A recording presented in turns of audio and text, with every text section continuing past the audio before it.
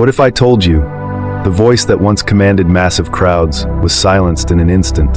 Charlie Kirk, born in the quiet suburbs of Chicago, died on a stage in Utah. A man loved and hated, admired and feared, gone at just 31 years old. But how did his meteoric rise begin? And why did it end so suddenly? Charlie Kirk was born on October 14, 1993, in Arlington Heights, Illinois.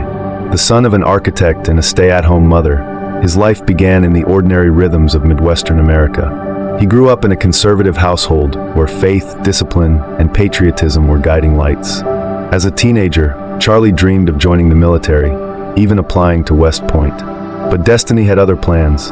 Rejected from his dream path, he turned his focus to politics and persuasion.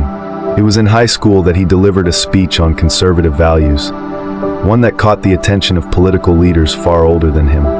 At just 18, he founded Turning Point USA, a student movement built to fight what he called the radical left on college campuses. From the very beginning, he understood the power of message.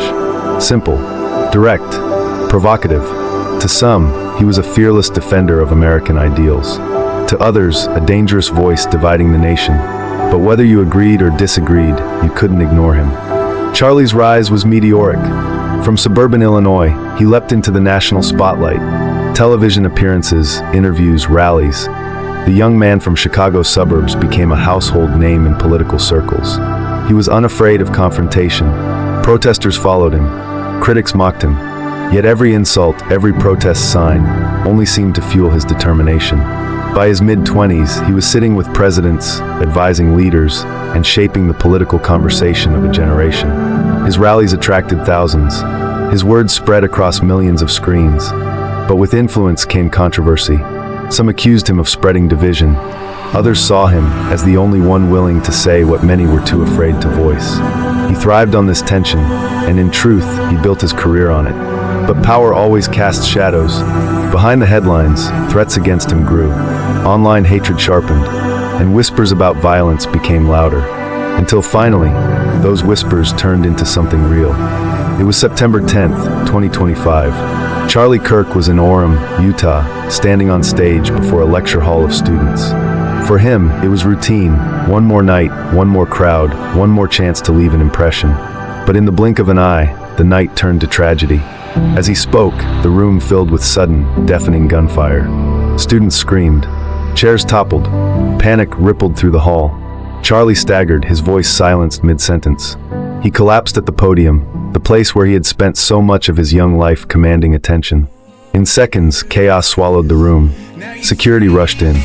Lives were thrown into panic. But for Charlie Kirk, there would be no recovery. At just 31 years old, his story ended where he had always stood, in front of an audience. Charlie's death shocked the nation. Supporters mourned, saying a brave voice had been taken too soon. Critics, even some of his fiercest opponents, admitted the weight of his influence. What was it about Charlie Kirk that stirred such strong feelings? He was not a scholar with decades of experience. He was not a politician with long years in office. He was simply a young man with a message, and the will to push it as far as it could go. His story forces us to confront uncomfortable questions. Can words truly change the course of history? And when those words divide, do they build a nation or tear it apart? Whether you saw him as a hero or a villain, one thing is undeniable: Charlie Kirk had impact. He shaped conversations, mobilized movements, and left behind a legacy that will be studied for years. Charlie Kirk's life was proof of the power of voice. A boy from suburban Illinois who dared to speak, and rose to become one of the most polarizing figures of his generation. His sudden death in Utah left behind silence, but also a haunting reminder. Words can build, and they can destroy.